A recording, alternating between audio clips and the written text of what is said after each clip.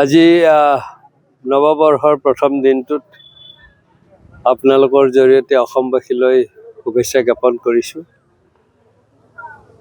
যদিও বহাগ বুলি আনন্দৰ কথা আহে, জুবিন নোহোৱাকৈ আনন্দ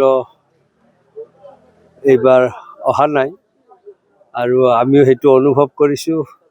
অসমৰ সংস্কৃতিৰ জগতত ইতিমধ্যে তাৰ চাপ পৰিছে, শোকৰ চাপ পৰিছে।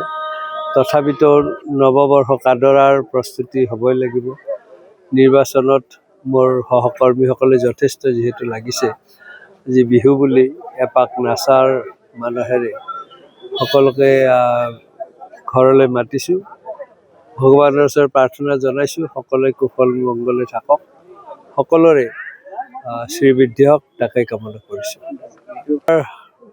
মাননীয় ৰাজ্যিক সভাপতি তথা মুখ্যমন্ত্ৰীৰ পদৰ দাবীদাৰ মাননীয় গৌৰৱ গগৈ ডাঙৰীয়াই ইতিমধ্যে কৈছে, আমাৰ চৰকাৰ হ'লে 100 দিনৰ ভিতৰত জুবিনৰ ন্যায়ৰ বাবে তেখেতে কাম কৰিব আৰু আমাৰ অন্তৰৰ শিল্পীগৰাকীক যিয়ে অপ্ৰৰোচিতভাৱে হত্যা কৰিলে তেনেকুৱা ব্যক্তিক শাস্তি দিয়াটো সকলোৰে কাম্য আৰু সেই পক্ষে আমাৰ দলৰ নেতৃত্বই বা আমি সকলোৱে কাম কৰাৰ বাবে ইতিমধ্যে প্ৰতিশ্ৰুতি দিছোঁ।